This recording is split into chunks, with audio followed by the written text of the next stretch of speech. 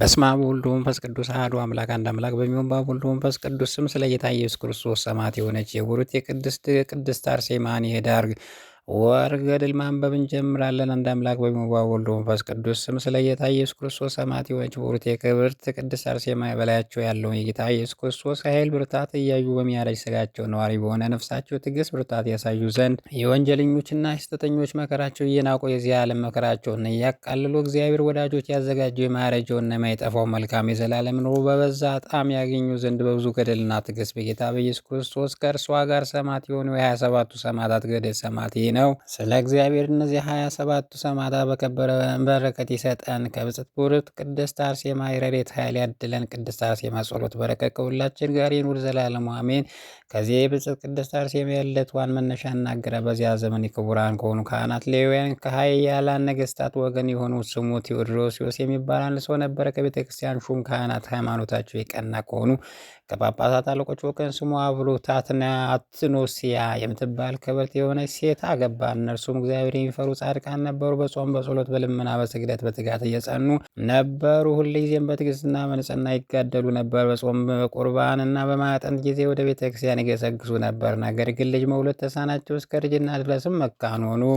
ስለዚህም ቡርክት አትኖሲያን ታዝን ታለቅስ ነበር፣ መውለድ ተስኗታልና። በብዙ ሐዘን ጌታ ኢየሱስ ክርስቶስ ወይ መልካም ፍሬ ወንድ ልጅ ወይም የሴት ልጅ ትሰጠኝ ዘንድ ፍሬ የሌለው ከንቱ ሆን ዘንድ አታድርግ፣ አንተ ከወደድከኝ ሁሉ ይቻላል ነው የሚሳነ የለምና እያለች ዘወትር ወደ እግዚአብሔር ትጸልይ ነበር። ስለዚህም በሰማይና በምድር የሚኖር ፍሬ ትሰጠኝ፣ በምድር የሚኖሩ ፍሬ የፈቀድ ከሌለ በሰማይ የሚኖር ፍሬ ስጠኝ። በሁሉ ስራ አትቅጣይ ጌታ አምላኬ መድኃኒቴ ኢየሱስ ነፍሴ ይቅር በላት አለኝታ የምን አታሳፍር የሚያስደስት ሕግ አደርግ ዘንድ ለዘላለም የሚሆን ፍሬ ስጠኝ። የጌታና አምላኬ ሆይ የተናቀች የተቻገረች ያዘነችና የከበረች እኔ ባሪያን ቸላት በላይ በጥበብ ኃይል የሰማይና ምድር ባህርን በውስጡ ያለውን ሁሉ በፈጠረ እግዚአብሔር አምላኬ ሆይ አትለይኝ። መልካም አገልግሎት በመመስገኛ አዳራሽ የሚያገለግሉን ቅዱሳን አባቶች የሚያቃጥል መስዋዕታቸውን የቁርባቸውና የዕጣናቸው መዓዛ የተቀበል ሆይ በማጸኗ የተሸከመች እናቴም ያን ጊዜ አስብ። እናቴ የበር ልጇ ነኝና ብዙ ለቅሶና ሐዘን በትጋት በትትና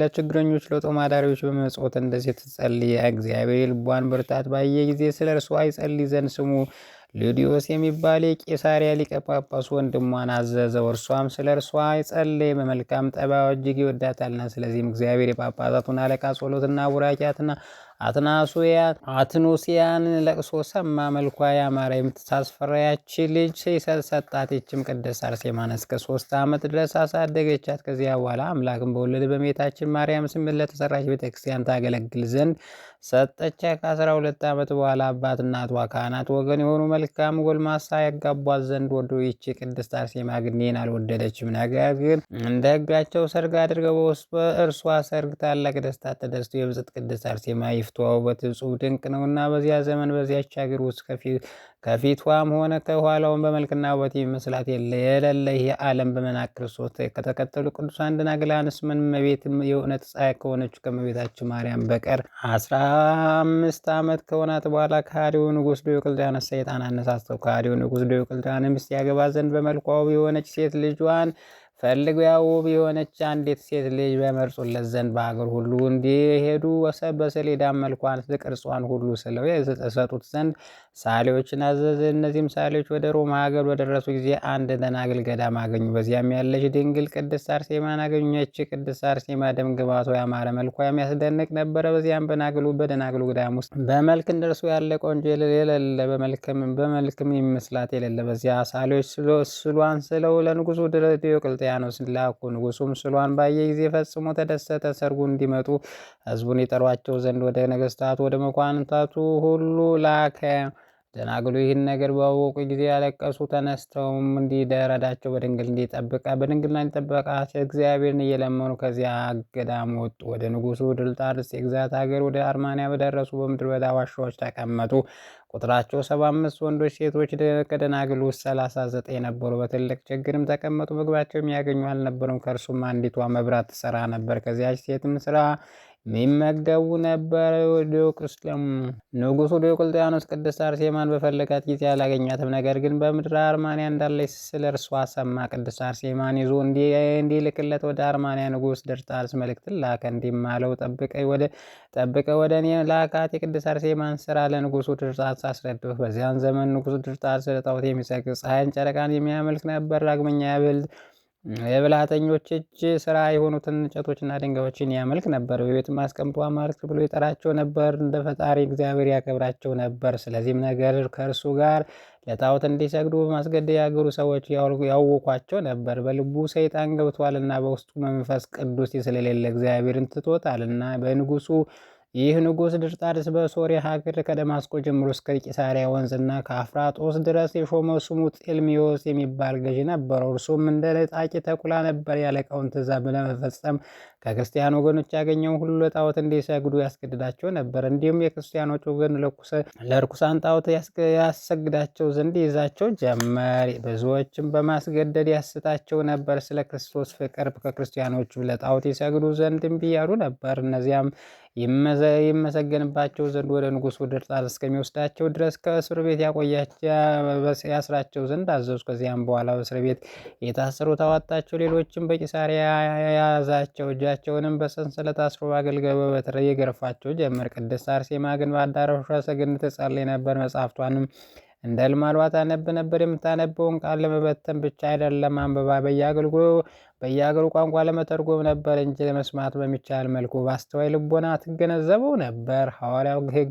ሁሉ የሚሰራ በአንዲቷ ቢስት በልኖሯ ውስጥ ወንጀለኛና በደለኛ ይሆናል እንዳለው ይቺ ቅድስት አርሴማ የመጻሕፍትን ሕጎች በጥንቃቄ ተጠብቃቸው ነበር። ያን ጊዜ ብጽዕት ቅድስት አርሴማ እነዚያን ሰማዕታት ሲገፏቸው ባየች ጊዜ ስለ እነርሱ ጠየቀች። ስለ ክርስቶስም እንደሚገርፏቸው ነገሯት። ያን ጊዜ እንባዋን ከዓይኖቿ ፊቷ ላይ ፈሰሰች። ስለ እነዚህ ሰማዕታት ስትጸልይ ከዚያ በኋላ እግዚአብሔር ዘንድ ተገልጦ የብርሃን አክሊል የያዙ ብሩህ መላእክት አየች። ስለነዚህ ሰማዕታት የሰጧቸውና የሸልሟቸው ዘንድ ያን ጊዜ ብጽዕት ቅድስት አርሴማ በታላቅ ቃል እየጮኸች ስለ ቅዱስ ስምህ ሰማዕት ሆን ዘንድ ጌታዬ አምላኬ ሆይ እርዳኝ እያለች ከቤቷ አዳራሽ ሰገነት ወረደ። ከዚያ በኋላ ልብሷን ለብሳ ወደ እነርሱ ሄደች። ከብጽዕት ቅድስት አርሴማ በቀረበች ጊዜ ገዥ ጠልሚዎስ ባያት ጊዜም ደነገጠ፣ ልቡም ታወቀ። በቤት ትሄድ ዘንድ አዘዘ። ዳግመኛ የሚገርፋቸውን የተዋቸው ዘንድ አዘዘ። እመቤቴ ቅድስት አርሴማ ሆይ ለምን ሆነሽ ነው? መልክሽን ውበት ይህን ያህል ሲሆን ከዚህ ምን አመጣሽ? ብጽዕት ቅድስት አርሴማ ሆይ አንቺ በሁሉ የተሸለም ሲሆን ከቤተ ሰገነት ያወጣሽ ስራ ምንድን ነው?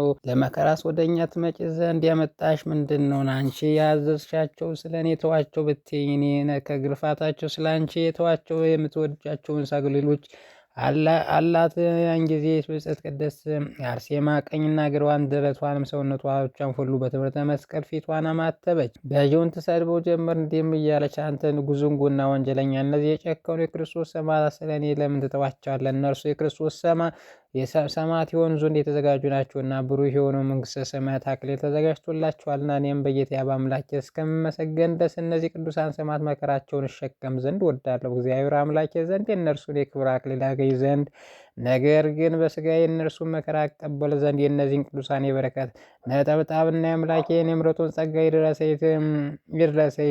ሕይወት የእነርሱ ጋር ትሁን አለች። ከእኛም እንደነሱ ጌታ አምላካችን በሰማያት ላለው የመንግስት ክብር የተዘጋጀን ያድርገ። ብጽዕት ቅድስት አርሴማ የረድኤት ኃይል ከገሃነመ እሳት ታድነን ለዘላለሙ አሜን። አንድ አምላክ በሚሆን በአብ ወወልድ ወመንፈስ ቅዱስ ስም ኅዳር 6 በዚች ቀን ክብር ይግባውና ጌታ ኢየሱስ ክርስቶስ ከእመቤታችን ከቅድስት ድንግል ማርያም ከአረጋዊ ዮሴፍ ከሰሎሜ ጋር ከስደት በሚመለሱ ወደ ደብረ ቁስቋም ገባ። በመንገድ ጉዞ ካገኛቸው ድካም አረፉ። ዳግመኛም ከዚያ በኋላ ዘመን በዚህ ደብረ ቁስቋም የቅዱሳን ሐዋርያት ሰባቸው ታቦትና ቤተክርስቲያን ክብር ወይ ቁርባን መስዋዕት ሰርቶ ቅዱስ ሥጋውን ክቡር ደሙን እንደ ወገኖቹ ሰጣቸው። ስለዚህም የእስክንድርያ ሀገር ሊቀ ጳጳስ ቅዱስ አባታችን ቄርሎስና ቴዎፍሎስ ምስክሮች ሆኑ። ለእግዚአብሔር ምስጋና ይሁን፣ እኛንም አምላክን የወለደች በእመቤታችን ቅድስት ድንግል ማርያም አማላጅነት በረከቷ ከእኛ ጋር ትኑር ለዘላለሙ አሜን። በዚች ቀን የሮሜ ሀገር ሊቀ ጳጳስ ቅዱስ አባት ፊሊክስ አረፈ። የዚህም ቅዱስ ወላጆቹ ክርስቲያኖች ናቸው። የቤተክርስቲያን ትምህርት አስተማሪት የሮም ሊቀ ጳጳስ አንስጣሴዎስም ዲቁና ሾመ። ደግሞ የሮም ሊቀ ጳጳስ ዮስጦስም ጠባም የጽድቁን የትሩፋቱን ደግነት አይቶ ቅስና ሾመ። ከእርሱም በፊት የነበረ ሊቀ ጳጳስ አባ ዲዮናስዮስን ባረፈ ጊዜ የአባት ፊልክስዩን መረጡት። በእግዚአብሔር ፈቃድ በሮማ ሀገር ሊቀ ጳጳስና ሾሙት። የክርስቶስ መንጋዎቹ በመልካም አጠባበቅ ጠበቀ።